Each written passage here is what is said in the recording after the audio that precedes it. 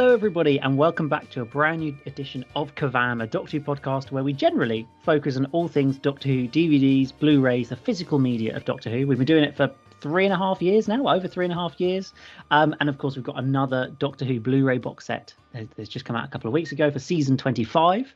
And so we're going to be delving deep into the season, into all the special features, the new things that have been on the box set this time round, whether it's documentaries, escape rooms, a variety of things, some better than others, and I'm sure we're going to get into all our thoughts on those. I'm joined by Ryan, Charlie, and Bill. Charlie, when you think of season 25, what's kind of the first thing that comes to mind for you? Season 25 is a really weird one because it's like season 24 and 26 are just so different from each other. You've got season 24, it's very like McCoy is basically like a slapstick comedy sort of doctor. It's very silly, very campy, very colourful. You've got Delta and the Bannermen, Time and the Rani, all of that. It's very colourful. And season 26 is just complete opposite. It's basically Andrew Cartmel going crazy, telling everyone that the Doctor is an ancient Gallifreyan god. Season 25 is kind of a nice point in the middle where it's kind of a mix in a sense. I don't think it's the best story-wise. I prefer season 26 to it, but season 25 is like, it's a nice middle point. I think it's the peak of Sylvester McCoy's Seventh Doctor, definitely. Okay. And obviously it's got some great stories, Remembrance of the Daleks, Happiness Patrol. I don't mind the other two, but I think the first two are definitely, the really good ones. Yeah, that's it. Fantastic season. And it's nice that we've got another box set because obviously we've now completed, we've completed Colin Baker and Sylvester McCoy. And if we get season 21, then we've got seasons 17 to 26 done. That's it. I mean, I was looking the other day. Well, I was looking at my shelf where they're all on, and I realised that from in the second half of the classic series, from season 14 onwards, we're only missing 2 of them. But from the first 13 seasons, we're missing like 8 of them or something, and it's just kind of a bit sad, the like imbalance of all the lack of black and white ones. That I really hope that, well, they're going to have to start doing them soon because there's not anything else to release, really. Like you've got 2 from the 80s and a couple of Tom Bakers, and then it's just, and well, I guess and Pertwee, but yeah, well, come on, give us a Troughton box set, please, next time. That's what I want. But Ryan, for you, season 25, Silver Nemesis in particular. How is it like one of the nadirs of Doctor Who, as I see some people say?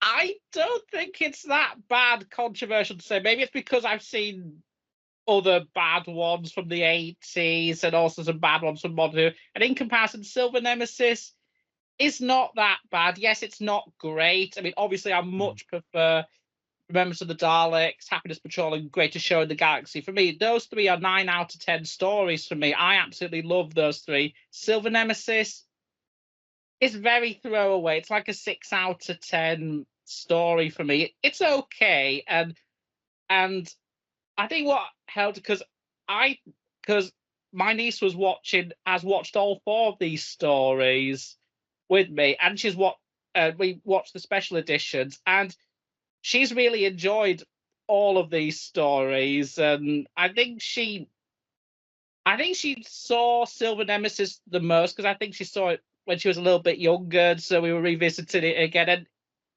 revisiting all these stories was actually a really nice experience for me going into it, and I just realised it's been kind of looking back ever since this started in 2018, the collection range. It's kind of been a little bit of a personal journey with me with these because when the first box set came out, my niece had only just been born, so I kind of grew up with these sets with her, and so it's been kind of real personal journey for me. And so watching season 25 with her has just been it's just been brilliant. And as Charles said, this is definitely. It is kind of a midpoint between. It's like a transition from the goofiness of season 24 into the more dark, serious stuff of season 26, and I can definitely see that. But I think this is kind of where Andrew Cartmel, as a script editor, was really starting to spread his wings and really get a lot of his ideas forward, which I don't think he quite did with season 24 because of well, everything that was going on at the time, and I'm really happy that we've now got all of Sylvester McCoy's era. I think he's the first Doctor that's had all of his stories released on Blu-ray, because I think we still have one more of Colin Baker's left. Yeah, with Twin Dilemma. We're all waiting for that one, aren't we? Oh boy, season 21 is going to be it's going to be interesting when we talk about that in future episodes. Can't wait. I can't wait. But yeah, I agree with you. But for me, season 25 and 26 are some of my personal favourites. Are definitely McCoy's best seasons. I can't really decide which one's the best, really, because I think both seasons are so damn good, and it's real tough. But yeah, I said 3 stories I absolutely love. Silver Nemesis, I know it gets a lot of flack, but I thought it was okay. It was fun. I've seen better, but I've seen so much worse. I've seen so much worse. Yeah. So in comparison, it doesn't seem that bad. And obviously, I think we're going to talk when we get to the special edition versions of all these stories.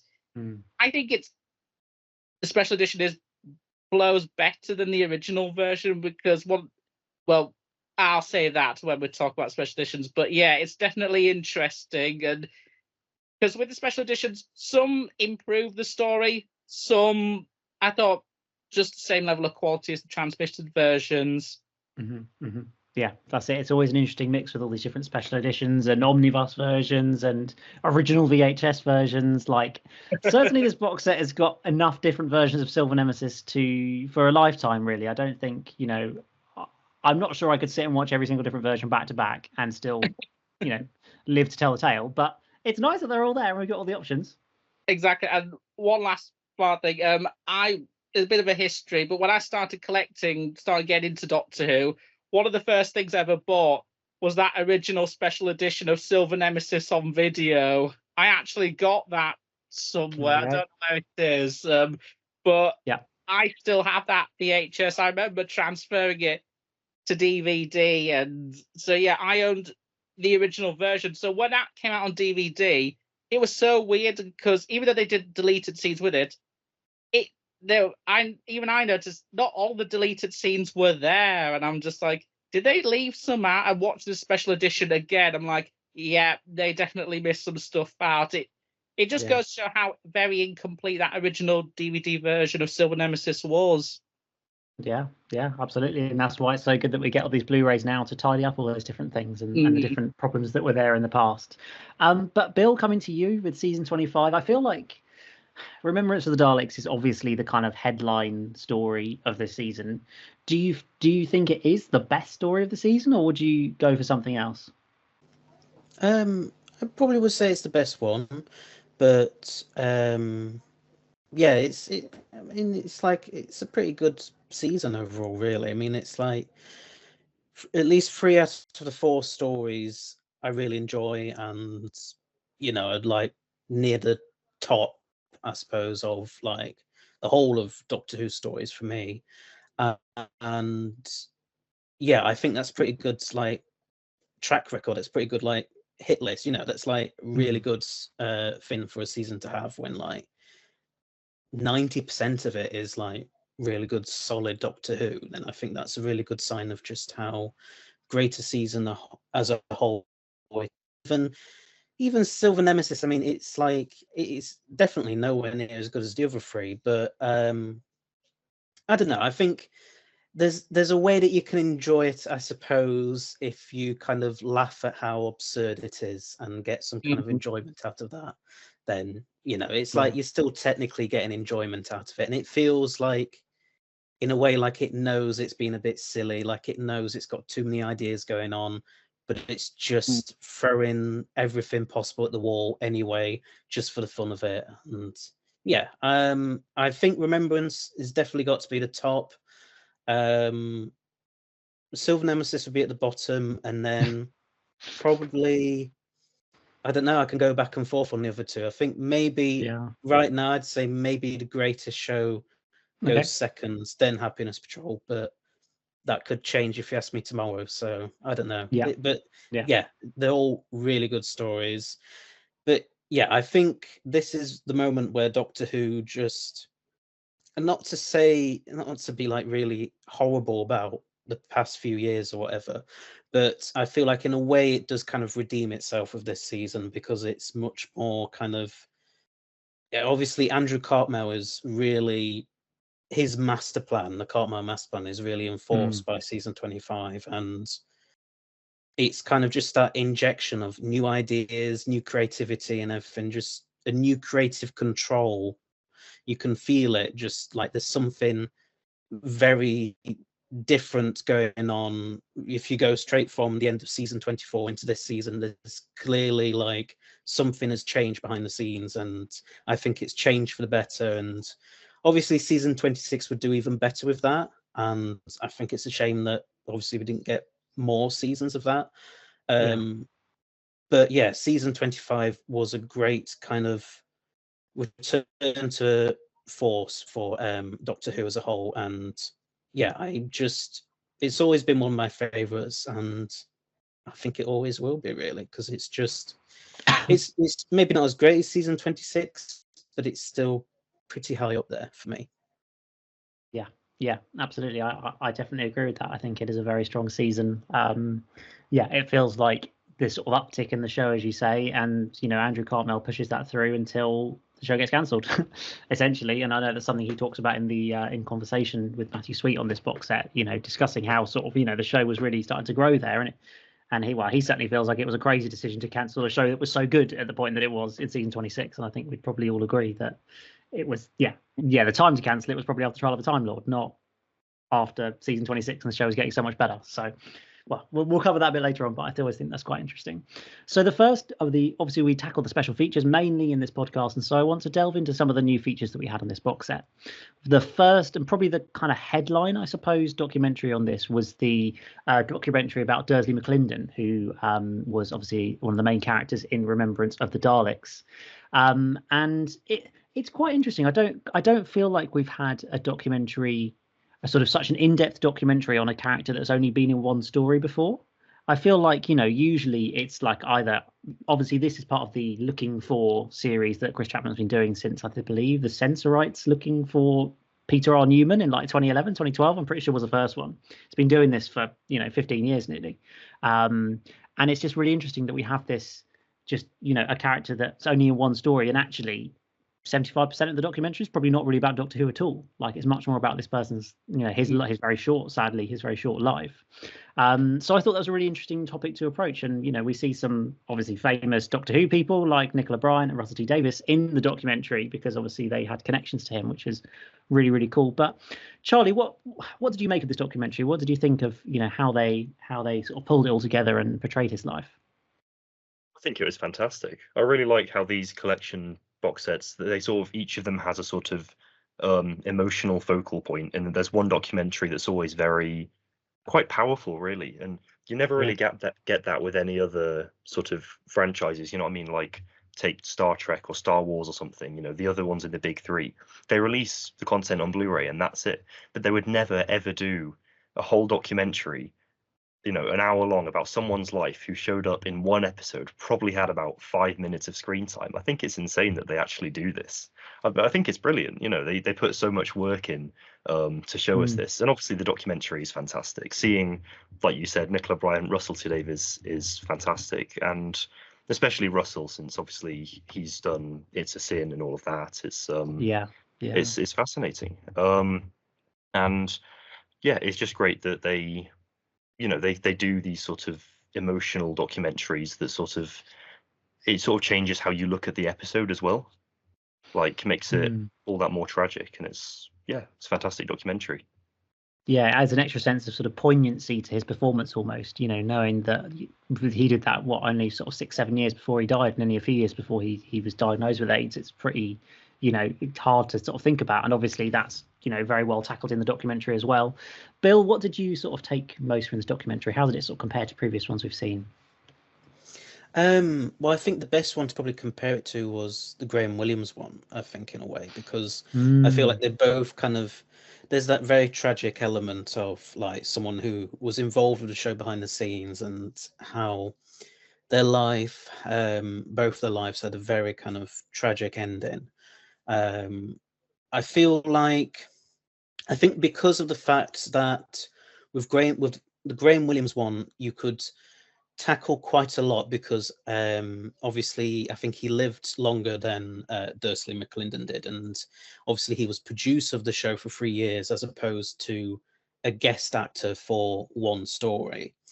I feel like therefore the fact that this one was kind of shorter than the Graham Williams one, it was kind of because whilst they kind of did their best to tell Dursley's life and his tragic demise of HIV and AIDS and everything, there was a much less, I suppose, material for them to work with compared to Graham Williams' documentary. But that is not to kind of like diminish or like discredit like the finished result, because the finished result is still incredibly powerful, and it's just sometimes the most fascinating stories to do with Doctor Who can come from these people who were only on the show once for like an episode or a story and then never appeared again. And it was just really great, I think, that we get to have features like this, and that again Dursley's family was so like, his family and friends was so they were fine with letting us complete and total strangers like kind of letting us know what he was like in his final days and where he grew up, and very kind of personal private stuff, and it gave us a much better insight into what he was like as a human being, and just what he was like as a person. And I think it just needs to be commended again that it's really great that they are continuing to do things like this, which it's like, I think everyone kind of always wants the same old kind of special features in the sense of like updated special effects and interviews and everything. And I'm not saying like there's anything wrong with that. They're all great and amazing as they are.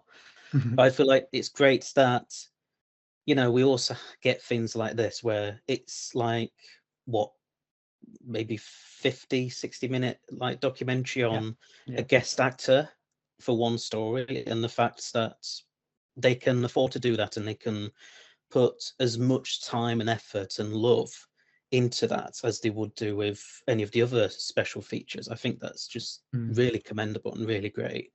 I think it's just really great to hear from Russell T Davies, obviously, the current showrunner of Doctor Who again, and to kind of get a sense of his connection to Dursley and how Dursley's kind of life and his circle of friends kind of then inspired It's a Sin, which obviously did, is a really successful, really brilliant drama by Russell. And it was also really interesting to hear like Nicola Bryant's connection to Dursley McClendon as well. And like, I never knew about that. So it was really like surprising and really interesting to hear about that. So there's just all these sorts of things which, maybe it didn't have as much time as the Graham Williams one did to tell all this information in, but it still found like enough time to tell it all in and to just, I think, pay tributes to Dursley McClendon ultimately, and in a very respectful kind of way. Yeah, that's it, absolutely. And I think I don't know if it's not by coincidence, but the way that it works, that actually there are so many Doctor Who connections with him as well, so that kind of, although the documentary sort of in the majority isn't focused on Doctor Who, actually through the connection to Russell and as you say, the way that was then portrayed in It's a Sin, and his friendship with Nicola Bryant, or very very deep friendship, as we learn, and something that I'd never known anything about, all this kind of stuff. It's those fascinating new stories that I think that can come out of a documentary like this that really just really add something to these different sort of, whether it's someone that we don't know as well, like him, or whether it's someone we do know well, like Nicola Bryant. I think that's a really fascinating way that's all created and portrayed. And so for Ryan, for you, what did you take away most from this documentary? I was just absolutely it was just so shocking that he died so young. That was a bit of a shock. 30 years old. Yeah, and And when I realised that, I actually took a pause and I'm just took a word and I kind of realised I'm nearly 2 years older than him now. Yeah. And it's just a bit like, it's just so shocking how something like that can happen to someone so young, had so much potential, who could have done, who I think if he had survived this, I guarantee would have had a major career, would have done so many things. And it's just, it's so shocking and really, really sad that he died there. And just hearing everyone talk about, like Nicola, just like how, just that real friendship that they had together, and how much she meant to him, and how she wanted him to be in Doctor Who, and did it. Yeah. And she did it for him. It was just, I was just blown away by how emotional it kind of got to me at some points. And because we hear from Jill Nalder, who I was familiar, I knew about, because end of last year, I think there was a Russell T Davies documentary where she appeared in it, and she was talking about her friendship with Russell and how their sort of connection helped inspired It's a Sin, and hearing how Dursley was an inspiration for Ollie Alexander's character in It's a Sin. I was familiar with some of this information, but just hearing more information, like some of these old like home movies that they did together, just seeing some of that, and just what a delightful, happy human being he was. It was, it really kind of got to me at a lot of points, and the fact that he was a Doctor Who fan as well, wanted to be in. Yeah, that was it. Yeah. He's one of us. And Russell did not know about that, and he didn't want to embarrass himself in front of Dursley, and geeked out about it, and just hearing Russell sort of be like, "Oh, I wish Jill told me." It was again brilliantly well done documentary. Toby Haydock always knows how to deliver a good documentary, and just really. So I think it's a brilliant. As much as there is a layer of sadness because of the unfortunate circumstance of how he died, it's still in some way a loving tribute to just a delightful, happy human being who still did a lot and could have had such an amazing future. That's it. Exactly that. And I think it's a very sensitively done documentary. It really focuses on the positives and the great moments of his life, all the home video stuff, the stuff on the Isle of Man, all that kind of thing. It's really, really fun, and you can see such a vibrant character, but also not shying away from the tragedy of it all as well. I think it's as really we've come to expect now from Chris Chapman, and the films that he puts together, they're always so. I can't think of one that's been really amiss. Like they always seen, and certainly he's never done something that's felt insensitive. I don't think, which I think is really good when often tackling quite difficult. Usually people have died, frankly, and sometimes in quite tragic circumstances. So yeah, a really powerful documentary. And even though I've only seen like his performance in Remembrance of the Daleks, it just attests just how great he was playing a character that's so unlike him in so many ways. It just someone who's a complete opposite of him, and he's just did such an amazing job, and such an iconic performance in an iconic story. Yeah, that's it, absolutely. And so that's one of those. It's one of those documentaries that I won't mind like going and watching again in a couple of years' time or something, when I watch through season 25 again or whatever. Like it'll always be something to really appreciate, because I think it's a really great documentary about a great person. So I'm really glad they did that for this box set. So some of the other features that we've covered that were included within this box set, we of course have had 3 new installments of the In Conversation feature. I feel like there was a time where we used to get one a box set, and everybody used to try and predict what would be on each box set, because they only ever did one on every box set. And then on one of the ones more recently, they just said, here's 4 different ones, and just completely threw us all off. But this time, of course, they did one for Andrew Cartmel, one for Sophie Aldred, and one for Chris Clough, one of the directors of the show. So I wanted to start off by picking up the Chris Clough one, because I found it really quite interesting. Obviously, he, in many ways, Doctor Who is one of his least famous things that he's done, which is always quite entertaining for classic series sort of directors, who I feel like, there's quite a lot of them. Doctor Who's pretty high up there, but like this conversation was very interestingly filmed just off the back of the Post Office drama that came out at the start of the year, that obviously has been a massive scandal in the UK, and that it felt like this was really kind of up to date almost, because that feels like a very present situation going on. So I quite appreciated that and covering that off first, because he'd been one of the executive producers on that and done a lot of that. We heard about his work on Skins as well. Charlie, what did you take away from what I thought was quite an interesting documentary? Yeah, this was, I'm not going to say it's my favorite of the 3 In Conversation documentaries, but yeah, it was a good one, definitely. I think it's good when they sort of mention the sort of current events that are happening. I mean, there's more about that with obviously Sophie Aldred talking about Power of the Doctor and all that. But it's nice when they mention things that are more recent, because if not, then that could have been filmed in the 90s. You know what I mean? It's not just them talking about Doctor Who, it's talking about themselves. And I like it when they do that, because it's not just, in a sense, I feel like if all the documentaries were just people talking about Doctor Who, it'd kind of be like tooting their own horn constantly. It's just Doctor Who, Doctor Who, Doctor Who. Like, it's nice when it's just Doctor Who people talking about other stuff they've done. And yeah, I think Chris Clough, I mean, I'm not familiar with most of his work. I sort of have come to learn of it because of this In Conversation documentary, and I might check some of it out. But yeah, it's always interesting to see people who are sort of more famous for other things than Doctor Who, but still doing Doctor Who things. It's kind of like, I mean, yeah, like you said, any number of, I mean, sort of Douglas Adams in a sense. Like, nobody knows Douglas Adams for his Doctor Who work, but we all obviously think except us.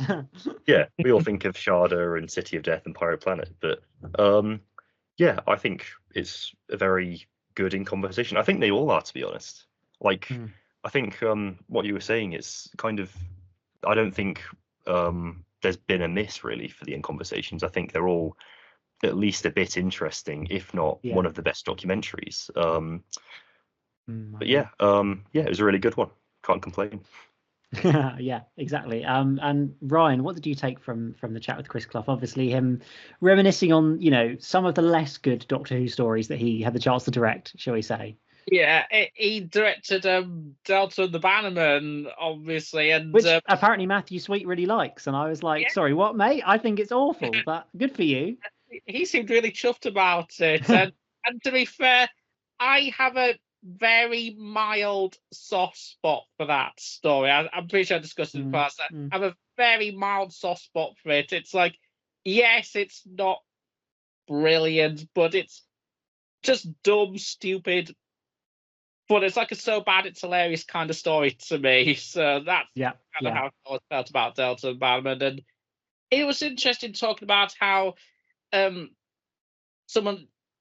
he supposed like he wanted to do Happiness Patrol. I think he said he wanted to do it in black and white with Dutch angles, which I don't know how you could have done that story in that approach. But I've got to give the man credit for at least wanting to try something different for that particular era of the show. And I liked how he seems like he's kind of against this kind of sort of upper class establishment kind of attitude, and he seemed very against that because he was sent to I think it was like a public boarding school, I believe. That he was sent there just like his father. He didn't like it at all, and he wanted to get away from that. And he also speaks about how I think he said it was very pathetic about the BBC's kind of snobbish attitude towards shows like Doctor Who, and I like how he's willing to he seems like he wants to kind of go against the norm sort of thing. He wants to kind of does stuff that's kind of feels very, very topic heavy. That's kind of very current. Like he directed Happiness Patrol, and which is very ideas heavy. It's very reflective of Thatcherite Britain, and then he produced stuff like I believe he did Killed by My Debt, which was about the real life tragic story of Jerome Rogers and the tragic story of what happened to him. And now he's famously produced another very current show with Mr. Bates versus the Post Office, which is which I actually did check out earlier this year. I was because to be honest, I kind of stayed away from the news when that happened. So it was kind of because, well, with everything going on, I didn't want to get sort of wrapped to that. But I did. So I uncovered the story about that when I was watching that drama, and I was just, it is definitely a brilliant drama. When I heard that he produced it, when I started the documentary and I heard he produced, I was just like, oh, it was a bit like it kind of felt connected. And he definitely, as I said, he seems like the kind of person that just, he wants to bring these topics to the audience. He wants to get them out there and to kind of always go against the upper class establishment and just basically appeal to the widest possible audience as possible and get these very hard hitting stories out there. That's it exactly. He as I say, it just feels like Doctor Who is such an anomaly in everything that he's done. Bill, I don't know, was that something that struck you as well, with among all these very serious programs and documentaries and docudramas and whatever, suddenly there's just some silly McCoy era episodes of Doctor Who in there? It's such an interesting career trajectory. Yeah, it is. I mean, I think he even said that when he was offered to direct some Doctor Who, he was a bit like apprehensive about it at first. He was a bit like, well, do I really want to do that? Because he doesn't like science fiction, apparently, which is fair enough. Yeah. And it's just. But then he thought kind of it would be like the visual effects aspect of it would be kind of like fun to do, and he just thought it'd be a lot of fun to do, and so. That's why he strangely ended up doing it. I mean, if you look at his kind of Doctor Who kind of record, I mean, some stories are like not too bad, but like he doesn't start off terribly well with Terror of the Vervoids, and then he's got is it Paradise Towers and Delta and Bannerman he does for season 24 as well? I think he did The Ultimate Foe after. Ultimate Foe, yeah, which was not very good. Yeah. And then he does obviously Silver Nemesis and the Happiness Patrol, which I do think is pretty good. But like it's a very kind of, it's a mixed bag in terms of Doctor Who stories.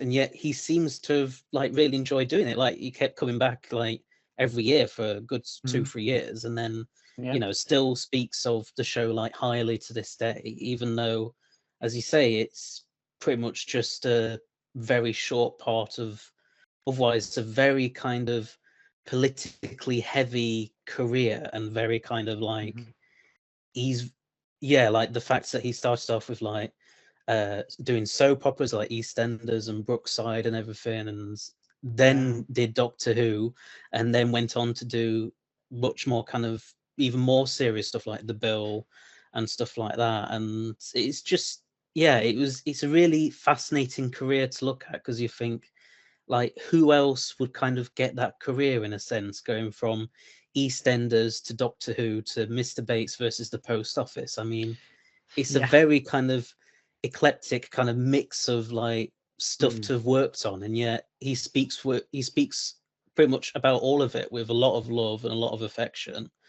And it's just I mean, I think you could tell that like it was very much just one part of his career that he did for a couple of years, and then it was, I think his interview especially was much more focused on what he did before and after Doctor Who rather than Doctor Who itself, which is fine because like there's not really much else I suppose you could say in terms of his Doctor Who stories that he did, because like a fair amount of that kind of era, we know quite a bit already about the behind the scenes kind of issues that were present in Trial of a Time Lord and into season 24. And, so it's kind of like, it doesn't feel like it doesn't feel like that needed to be the main focus of the documentary. And I think it's great that even though, like Matthew Sweet says, this is Doctor Who box set, so we have to finish off talking about Doctor Who briefly again. I think it's great that they don't just stick with it for the whole thing. They stick mainly to what I did before, what I did afterwards, and then it's almost like a brief mention of, I did some Doctor Who, by the way, and that's kind of it for, I think, after like 5-10 minutes of the interview, and then they move on to what he did afterwards. But yeah, I think that's a good way to take, because otherwise they could really have, and I wouldn't necessarily have blamed them, although I think it's better that they didn't, but they could have very easily have just said, let's just stick to his Doctor Who connections for the entire interview. But I feel like if they'd have done that, then the interview just wouldn't have been anywhere near as good or as interesting as what we ended up getting. Yeah, no, I definitely agree with you. I think it's, with some people, depending on what they've done in their life and stuff, actually, that's a whole lot more interesting than them doing a couple of Doctor Who's. And they've already done all the making of documentaries where they've talked about it all in the past anyway, so we don't need to cover that ground again. But I feel like they do, with the box set, they do quite a good job of balancing that out by having a Sophie Aldred in conversation that is entirely Doctor Who related, and more specifically, entirely about the power of the Doctor, which I didn't quite expect it to basically be a full hour talking about her appearance on The Power of the Doctor, which I feel like normally those sorts of cameo, well, it's more than a cameo, but like appearances of, coming back on a show, you might get 10 minutes, maybe 15-minute interview about, coming back on the show and whatever. But a full hour, I was pretty impressed. But actually, I felt like it held up. Charlie, it feels like maybe this should have been on the Doctor Who 2022 specials box set rather than on this box set, really. But what do we learn? What do you take from this conversation with Sophie Aldred? It's an interesting one.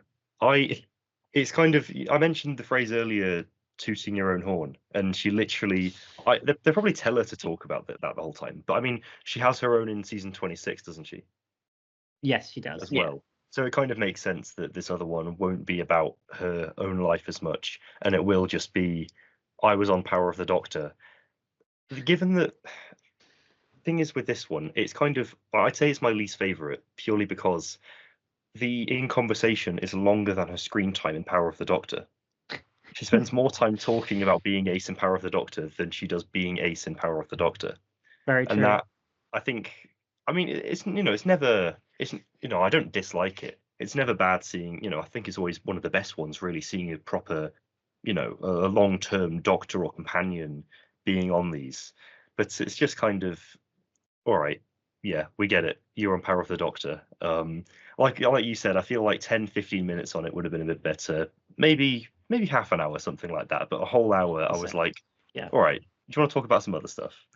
Yeah, like, is there any questions that you haven't asked about her coming back to it? Like, how did you get the phone call when you turned up, in the costume situation, when you got onto set, and when you were doing scenes with the different people? Like, it was we were really breaking it down more than I've ever really seen anything broken down.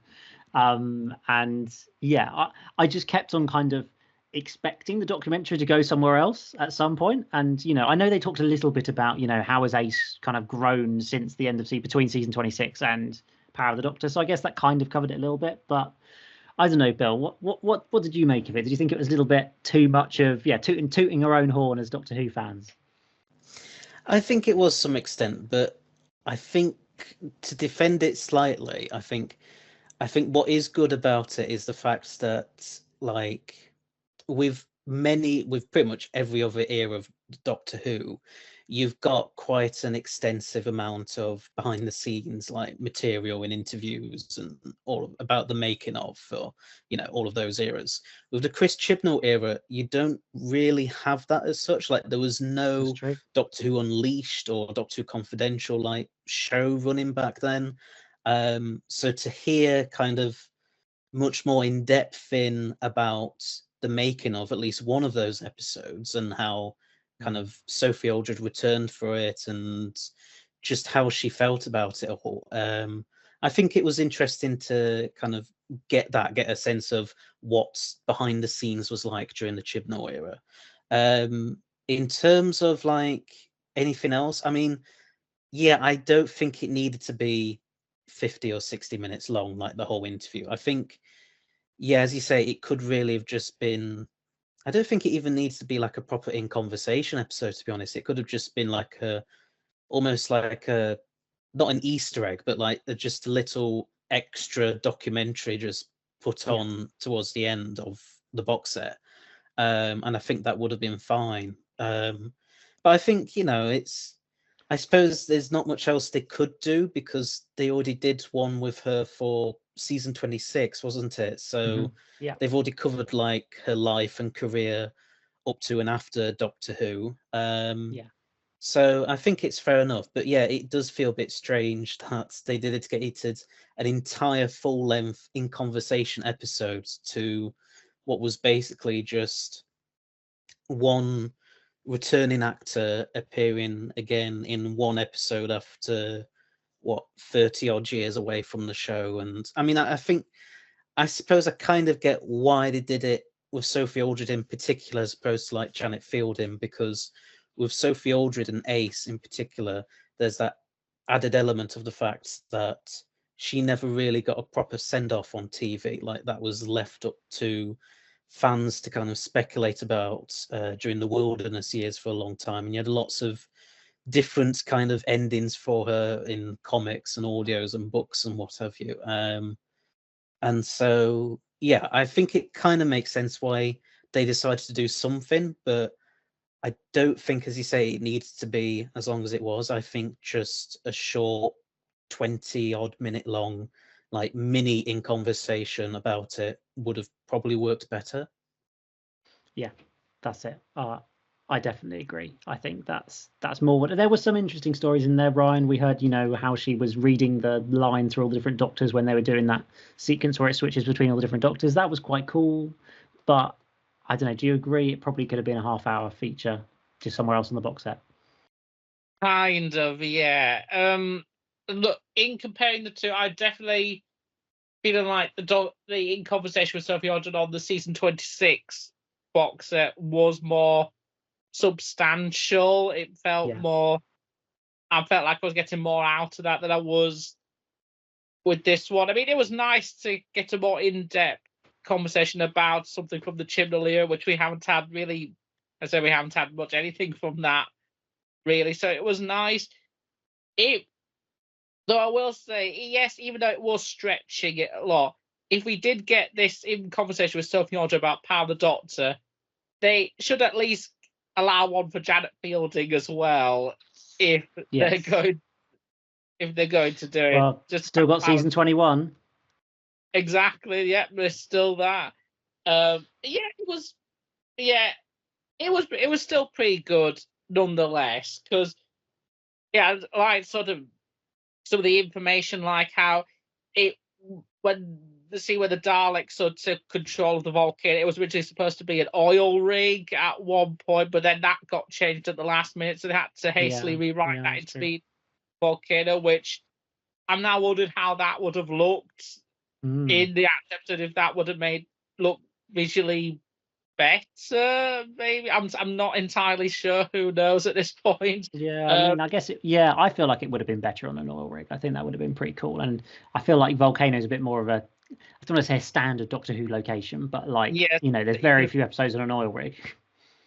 And I feel like it would have made it much more better, and just hearing about all this about how getting that call and how she was practically waiting for it, because Ace meant so much to her, and she never got that closure that she felt like she and Sylvester deserved one more season at least, which, having rewatched all of these episodes, I can definitely see. I mean, don't we all wish we could have had at least one more season with them together to kind of give them the send-off they deserved? And yeah, it was interesting also hearing how Barnaby Edwards, the main Dalek operator, was the stand-in for Sylvester during her big dialogue scene with the Seventh Doctor. That was really interesting, and her basically also bringing up the book that she wrote, and I think it was 2018, 2019, where about her story at Childhood's End, and how it's sort of, how does that fit in with how the Doctor and her sort of trying to explain how it fits in the timeline. And basically it doesn't really, was kind of the conclusion there. Like, her timeline is a mess. It doesn't make any sense. Just give up. Anymore at this point with her as a Doctor Who. Legit. And it was so interesting here. Also, he said how Jodie Whittaker, Mandit Gill came to her and Janet for like advice about doing conventions, because I believe, which was interesting because I think it was 2022 when they started doing Doctor Who conventions and doing convention circuits. So it was interesting how they basically got some advice from Sophie about that. And yeah, it was very interesting. Overall, I think, as I said, the Sophie conversation from season 26 is definitely more substantial, and definitely I feel like you get way more information and much more something more substantial out of that than this. But it's a nice addition nonetheless, and for a story that actually, as time has gone on, it's kind of, I look at with more appreciation. I mean, I surprisingly enjoyed Power of the Doctor when I first watched it. I mean, I was surprised how much I enjoyed it. It's kind of surprisingly grown a bit more in estimation as time gone on for me, which is surprising considering my infamous track record in terms of reviewing the Chibnall era. Yeah, exactly. And we'll bring us on to the next conversation. The last one on this box set was, of course, with Andrew Cartmel, the script editor at the time. Another quite interesting conversation, I thought. We heard, interesting to hear that he doesn't watch the show anymore except for at Christmas. So his only impression of Doctor Who is the Christmas specials, which I think is kind of the worst of every world of Doctor Who if you only watch Christmas specials. And yeah, he seems to quite like it. So he said that he'd watched the Church on Ruby Road, and I thought, wow, if that's your only experience of the new era, and you thought that was good on you, fair enough. But Ryan, what did you take from this chat with Andrew Cartmel?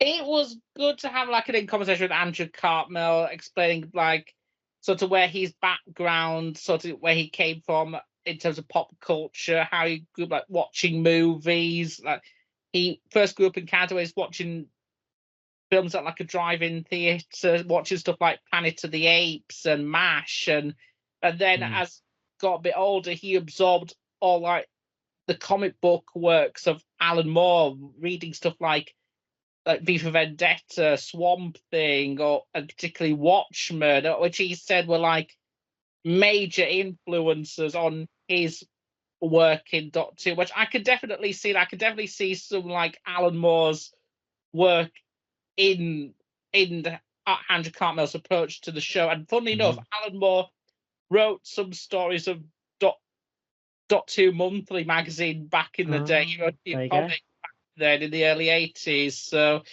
it was interesting how he said Alan Moore was a major influence on him. And it was interesting hearing sort of how he approached the show, and how he said like he really wanted to kind of, he felt it was unfairly taken off at the wrong time, because, as he said, by the time Sophie Aldred came into it and we had the pairing of the Seventh Doctor and Ace, the show was back on form again. It was kind of like a new golden age for the show, and that was the worst thing about it. Was like, if the BBC had taken Dr. Candidate at around at the end of when it was season 22, 23 or 24, I think we would have been saying, well, yeah, I can kind of see why they were taking this point. But cancelling it after season 25 and 26 to some of the very best seasons of Doctor Who ever, when they were getting back on form again, it just seemed like a very cruel blow, to be honest. And even he felt that. And I will say, in terms of how he approached it as a script editor, I will say I think he did a much better job of managing it than Eric Saywood did. I've always said that Eric Saywood, he's a good writer, but he's not a good script editor. And I think it kind of demonstrated when he got to the Sixth Doctor era, it definitely shows how he's just not as good. I think when Andrew Cartmel came into it, I think he approached it with a more grander sense, as we've seen with season 25 and 26, wanting to bring sort of that dark edge back to the Doctor, getting a more deeper sort of Doctor-companion relationship. And he was also about how his working relationship with John Nathan Turner, how he basically came into it in basically the aftermath of a big battle, really, with Eric Saywood falling out with JNT, and basically Andrew having to pick up the pieces, and him talking about how JNT was a good person, but he wasn't always a great guy. Getting a bit candid about JNT, how he could get quite snappish and quite standoffish, really, which if you look at what was going on back then, you could definitely see why there was probably this friction, because as he said, it was basically those two against the world, really, because of what the BBC trying so hard to get rid of it and at that point. But yeah, it was definitely I thought it was a definitely intriguing conversation about how he approached writing, how he approached the show. And it was also kind of nice that that interview, the conversation was filmed on his birthday, and at the end he gets a birthday cake. And he mentioned that the last time he got a birthday cake in relation to Doctor, it was filming Time and the Rani, which he said was not the best birthday present ever. You've got to feel for him working on that. Yeah, I mean, regardless of how we feel about some of the season 24 stories, nothing can be as bad as Time and the Rani. I think Delta the Bannerman, as much as we like to make fun of that story, it looks like Citizen Kane in comparison to Time and the Rani, to be honest. That's it. Yeah, exactly. But yeah, no, it was very interesting. He certainly had a lot to say about it. Charlie, what did you take from it? Obviously, it was sort of mentioned in this that he's written a book, like he made a diary at the time. So like there's so much sort of that's already written down and known about that time of the show. So yeah, what did you take from it, Charlie? Like you were saying, Ryan and Elliot, it's a fascinating one. The fact he's written a book, I mean, is this going to be published? Well, it's out. You can buy it. Is it? I was wondering about. I didn't know if this was like a book. Yeah. Okay. I'll have to check this out, because I haven't read it all, but I've got it. So yeah, let's read it. Yeah, it's always fascinated me because it's sort of the timeless children before the timeless children. Like, you know what I mean? It's basically that was very much Chris Chibnall's inspiration for the timeless children. I mean, it must be. And it just makes me so sad as well, because for me, like we were saying it was over 2 years ago, about 2.5 years ago, on the Warriors of the Deep episode that we did. Oh wow! The whole podcast talking about Warriors of the Deep. That one, we were sort of saying that was like the beginning of the end. Like that was like, it's gotten properly bad now. I feel like Remembrance of the Daleks, given that they're both the starts of seasons, this is kind of the exact opposite, in that if I was watching Remembrance of the Daleks in 1988, I would be like, this is brilliant, Doctor Who is back. And I probably think that way for the rest of season 25, even if I don't like Silver Nemesis. I'd probably be very happy with it. And season 26, which I think is even better. So it makes it all the more sad that Andrew Cartmel didn't get to, fully expand his ideas, have at least 2-3 more seasons going well into the 90s. And it just makes me really sad to see, he had such big dreams for Doctor Who that never really panned out properly. And they sort of, it wasn't even officially axed. It was just they never made another season. It's really interesting to me, and it just makes me quite disappointed that they didn't continue this, because imagine if Doctor Who was never cancelled and we'd be on like season 60, 61 right now. It'd be brilliant. Be on the 25th Doctor or something, yeah. Yeah. Yeah. It's just a real shame to see that. No, yeah, and Andrew Cartmel, I feel really sorry for the guy. I think he was definitely, like you were saying, Ryan, considerably better than Eric Saywood. As much as I do like Eric Saywood as a writer, yeah, it was a bit of a mess in seasons 22, 23. But yeah, I'd say this Andrew Cartmel one definitely my favorite of the 3 In Conversation documentaries for this one. I'll have to check out his book, because I'm sure that's fascinating. Yeah, I've read a bit of it, and I would recommend. I'm sure you can get it online somewhere. It's a very interesting read. I've heard about this book, but I still haven't read it yet. I never managed to pick up a copy. Can you still pick up a copy? I'm sure you can on eBay or something. I know there were some limited runs of it, but it's called Script Doctor. So I don't know, go and look it up. Hopefully you can get it from somewhere secondhand or something. If not, because there's some very interesting stuff in there. But time is pressing on, so let's move on to the next feature. Bill, I wanted to talk about the sort of slight. I don't know if odd's the right word, but there's just this quite short little Q&A thing between Sophie Aldred and Leslie Dunlop that was obviously who was in the Happiness Patrol, a sort of 10-15 minute kind of back and forth chat with them in a very odd looking kind of, I don't know how you describe that location, a big sort of felt like a car park without the cars almost. It was a slightly odd setting. I don't know, what did you take from this quick little chat? I mean, it was nice. I think it's a bit of fluff, really, isn't it? It's not really a special feature as such. It's just 2 old friends sitting down to have a chat, which is entertaining enough, and that's great. In terms of like, I think there was like fascinating stuff covered, like her appearances, not just working with Sophie in the Happiness Patrol, but also on Frontios as well, and kind of how like Sophie kind of said that maybe her character on Frontios should have then become a companion, and how that could have potentially have worked and stuff. And I could see that. I could see her companion in the Happiness, her character in the Happiness Patrol working as a companion as well, actually. But yeah, it was nothing. You could tell it was just a little something extra, which I mean, I think it's fine, but it's not really kind of anything too noteworthy to talk about, although I think it's the first time they've actually like seen or spoken to each other in a very long time, like maybe since they filmed the Happiness Patrol, which is insane to think about.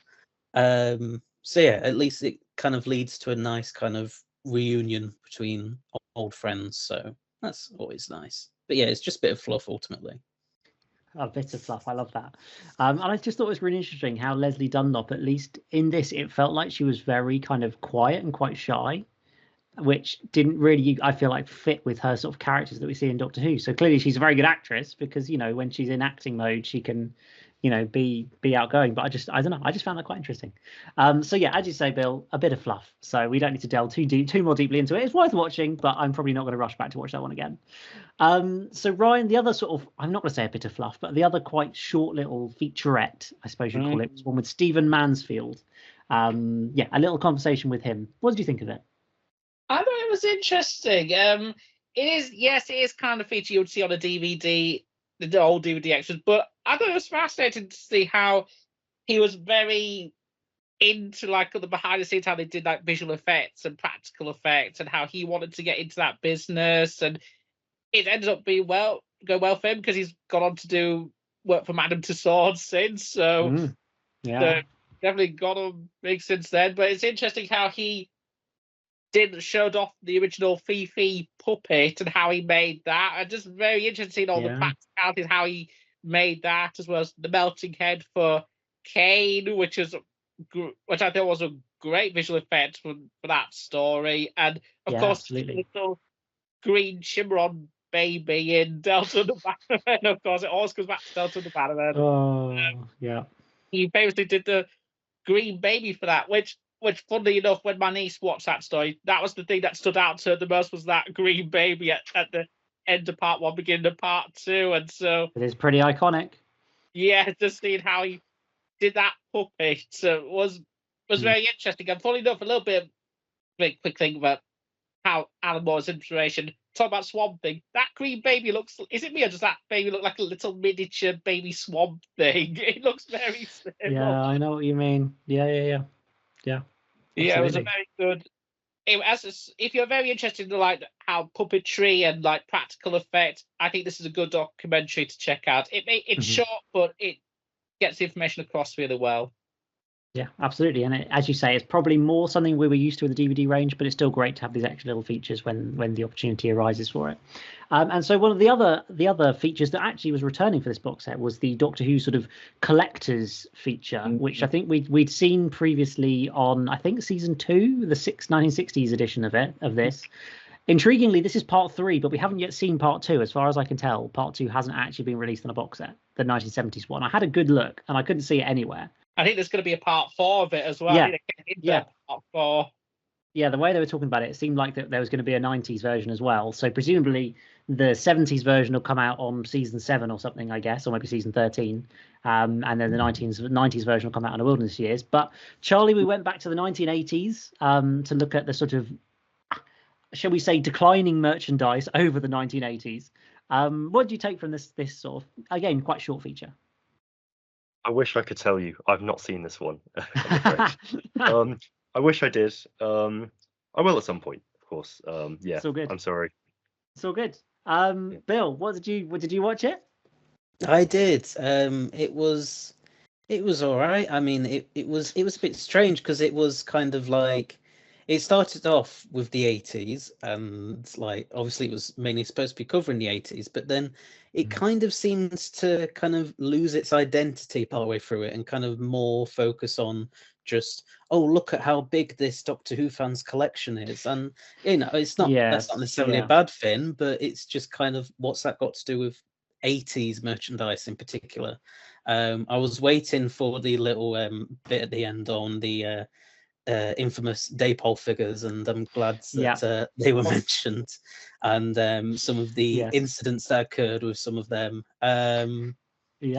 It was nice, but yeah, I did feel like maybe I feel like maybe they didn't plan it out right enough in terms of like covering all the, just solely focusing on the 80s stuff. I feel like there was a bit of overlap between like just collections as a whole, which is nice.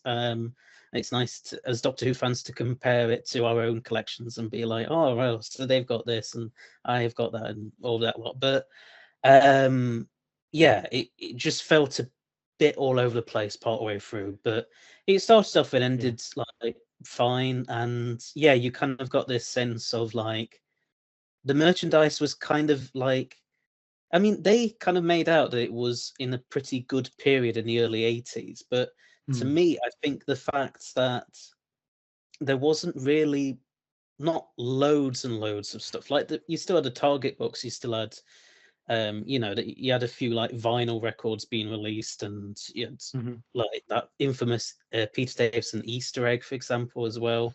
The wallpaper. Yeah, the wallpaper, fantastic wallpaper. Yeah, it was a really interesting time to be a Doctor Who fan in the early 80s. I can see that. And then you do. I mean, as much as the Daypole figures are kind of now seen as like nowhere near as good as the more recent stuff we get, it's still kind of like, I would kind of argue that is kind of more kind of like towards the end of the 80s is when I think merchandise really, in my eyes anyway, kind of steps up a gear, and kind of maybe that's just my own bias because I grew up with a lot of the action figures anyway, so like that kind of relates a lot to my own particular interest. But yeah, I feel like it's just, it will be very interesting to see where they take this in the 90s, because that was definitely teased, and I would not be surprised if they do something about it in the Wilderness Years box set at some point. I mean, that was going to cover a lot of stuff. That's going to cover like all the Virgin Adventure novels and maybe even the Eighth Doctor BBC books and all that lot. And yeah. there's obviously like the continuing VHSs as well, because it was briefly mentioned in this one, but it was mainly the 90s where it kind of hit its stride, I think. So yeah, that'll be very interesting to see. But yeah, I wouldn't say it's, if you enjoyed the 60s one, I'd say, yeah, give it a watch. If you're not too fussed about kind of a brief, I think, 15-20 minute series just looking at merchandise throughout the years, then maybe give it a miss. But it just depends in terms of like what you want to get out of a special feature, I suppose. If you want to go for more in-depth stuff, probably best look elsewhere on this box set. But if you want something that's just a quick overview, I suppose, of merchandise, then yeah, you should be like in luck with this one, I think. Yeah, absolutely. I think it's worth a watch, but again, it's probably not one of my absolute favorites. And so speaking of something that's probably not one of my absolute favorites, let's talk about the Doctor Who Escape Room, because it's been an interesting experience so far. We have recorded a discussion about Celestial Toymaker, which includes discussion about the first Doctor Escape Room, but that hasn't yet been released, so you will hear that soon, our breakdown discussion of that. But I today have put myself through both the first Doctor one and the one on this box set, just so I could give a fair comparison between the two. I think it's fair to say we were pretty unimpressed with the first Doctor one, particularly. And yeah, I see. I don't think this one is as bad.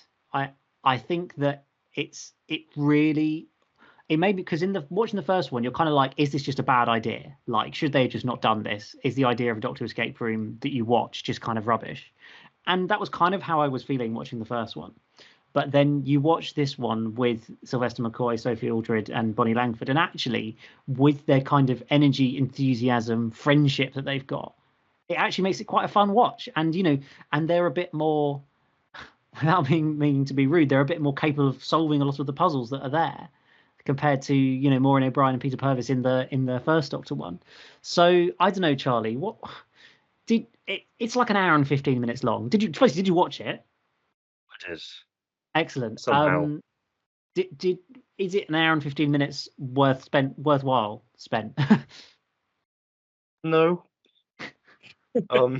So to be blunt, no. I still watched it because I thought, why not? Yeah. I didn't watch the Celestial Toymaker one, and I didn't exactly hear glowing reviews, so I thought, let's see what all the fuss is about. Yeah, like you said, I think the whole concept of an escape room you watch is just very silly. Like the whole point of an escape room is you're doing the puzzles and you've got to think. If you're just watching other people do it, that's incredibly boring. And it kind of was a little bit, but it was, like you said, marginally saved by the fact, Sylvester McCoy, Bonnie Langford, Sophie Aldred are just entertaining to watch. It's, a Doctor, which is just instantly sort of boosts it that little bit, because that's obviously quite rare. And yeah, the dynamic's just good. Like you said, the energy they bring to it is just a little bit better. I might watch the Celestial Toymaker one. Maybe pretty painful. Maybe on like 1.5 speed. Not gonna lie, that is what I did. I did watch the first Doctor one at 1.5 times speed, where you can still hear all the speaking properly, but you get through it in about 45 minutes. Just made it all a little bit painful, because that first Doctor one in particular is just a little bit painful at times. But I have to do that. I would recommend. It kind of dawned on me and the intro of this second one that they're doing 7 of these, because they're doing one for every single Doctor. And I was as soon as I kind of got about 15 minutes into this second one and realized that obviously all the games are the same. So by the time I'm watching the 6th or the 7th attempt of these actors failing miserably at pressing buttons to change the color of lights, am I really going to be having any enjoyment with this? I don't know, Bill, am I really going to be enjoying any of that? Well, this is it. Yeah, I mean, why?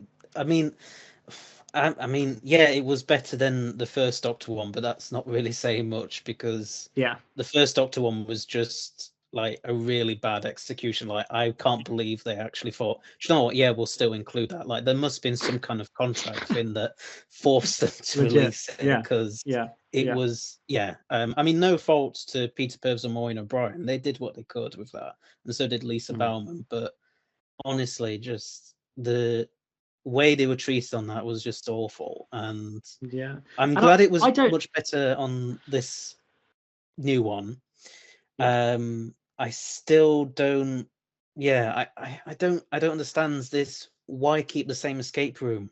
Because from their perspective, from the guest perspective, it makes sense, because obviously it's different people every time. But from our perspective, as you say, if we want to, I mean, I don't know why you'd want to, but if you did want to watch all of them in one go, in one sitting, when they are eventually released, it's just going to be incredibly tedious to watch, because it's just people doing the same things again and again, just to varying degrees of like either annoyance, like in being like incredibly like annoyed about it, or just, you know, just making light of the situation or whatever.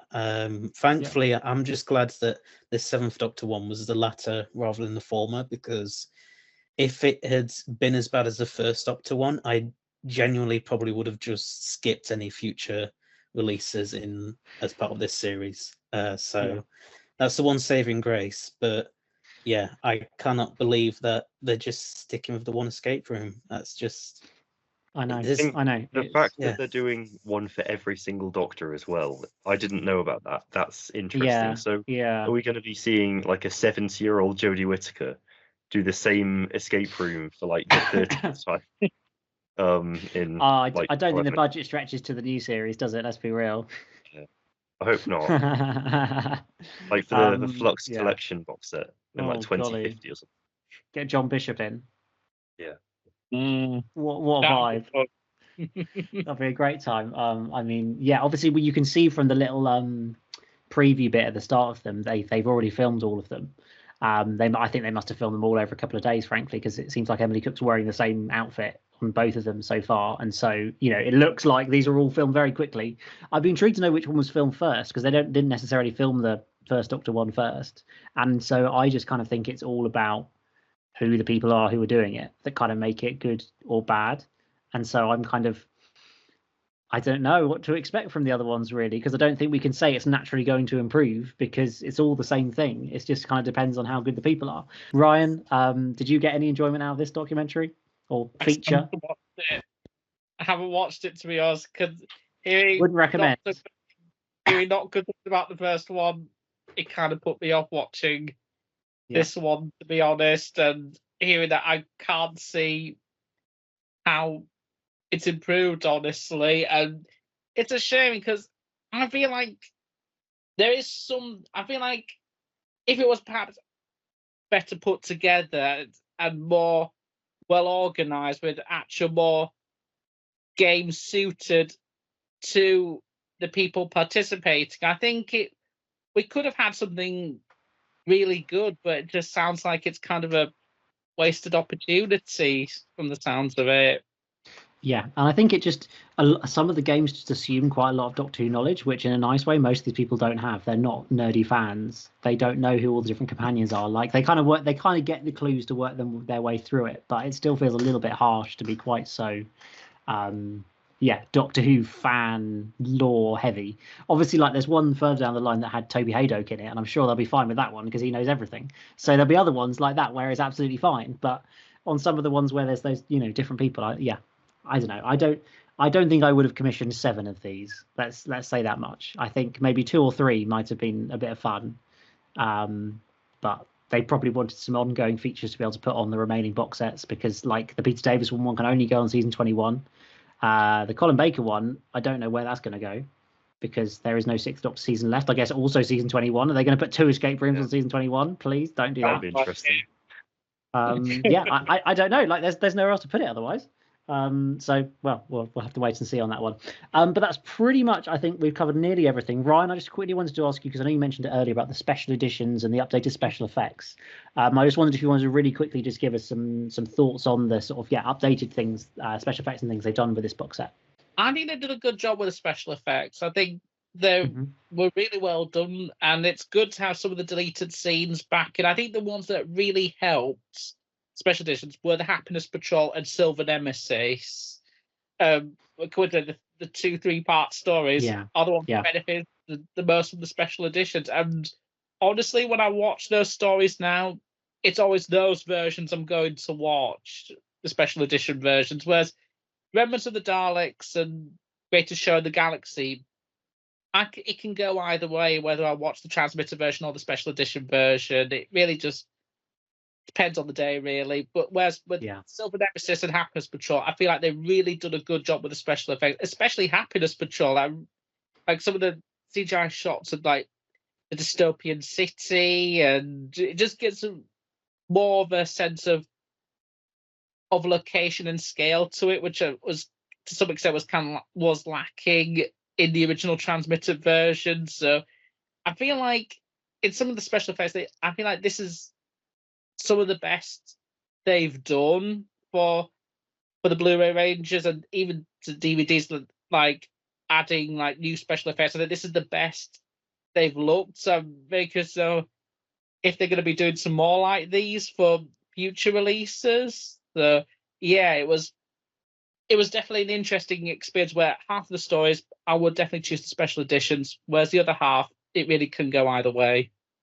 Yeah, that's it. Exactly. I absolutely agree with you on that. And so just to round off then, Charlie, how do you sort of rank this as a box set? Do you think it's one of the better ones we had? Do you think there's room for improvement? What's the overall feeling on this as a whole box set? It's up there. I don't know. It's somewhere. I feel like there's been so many of these now that I don't really have a definite ranking. When there were like less than 10, I think was because the first one I think it was the first episode of this podcast we discussed season 8, and that was early 2021. I think it must have been like the 9th or something. And back then I did have a sort of ranking of all of them in my head, but now there's 16. I'm kind of a bit. I'm not quite sure. I don't really have a favorite or a least favorite. It's somewhere up there. It's not awful. I feel the escape room not amazing, and there's not that much actual stuff. Like there's 3 in Conversations, which obviously is a massive sort of, those are the main features of this, it seems.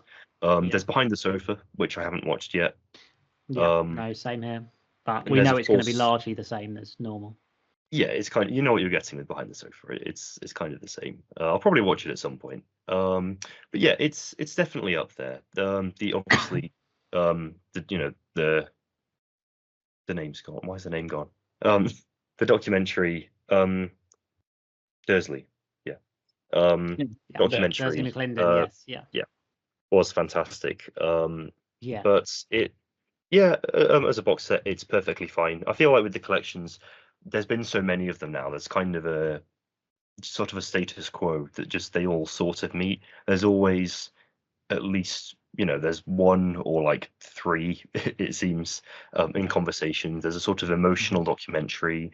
There's a feature about, the collectors or something in that vein. There's always something really random, like the escape room.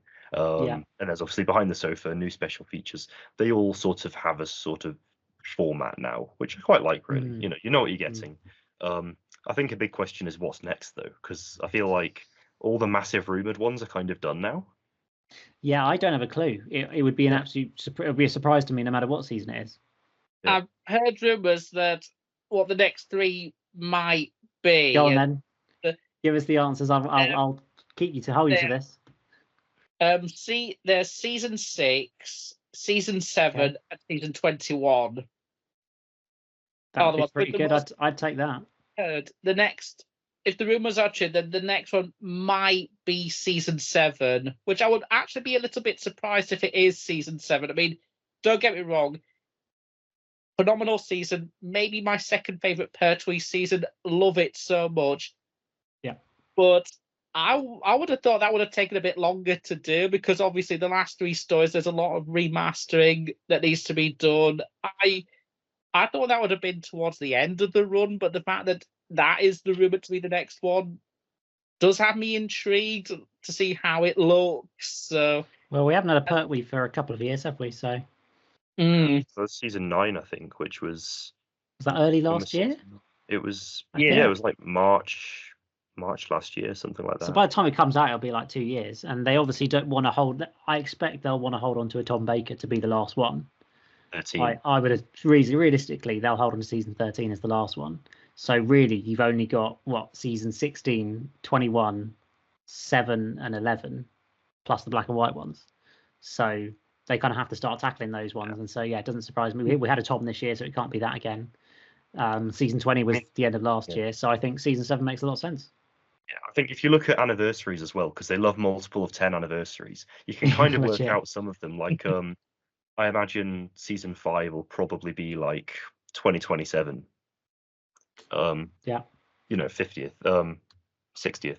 But no, I was looking the other day I was just thinking about the collections, in that if we have 2 a year for the next 5 years, that's exactly classic Doctor Who completed at the end of 2029. And that would be perfect for 26th of March 2030, Series 1. Please, we need it. We need a Eccleston documentary. 2 hour in conversation with Christopher Eccleston. Yes, please, where he can spill all the tea. We want to hear everything that happened in that first season and why everybody should get sacked according to him. I would love that. I'd love to hear that. So there's much excitement for the future. As we say, a great box set with lots of great features. They're always good. And lots of excitement for the future with future releases to come. There's even been a Blake 7 box set released as well by the same team, which I've got, and maybe we'll talk about it at some point down the line.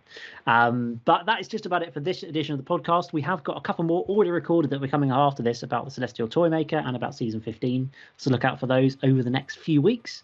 I don't know when we'll be back for the next one. After those, I'm not quite sure what we're talking about after that, but you can enjoy those two, and we'll have worked it out by then. And probably Christmas as well. And then there's a new episode of Doctor Who to watch. So that's very, very exciting. But that is just about all we've got time for on this edition of the podcast. So from me, from Ryan, from Charlie and Bill, it is goodbye for now.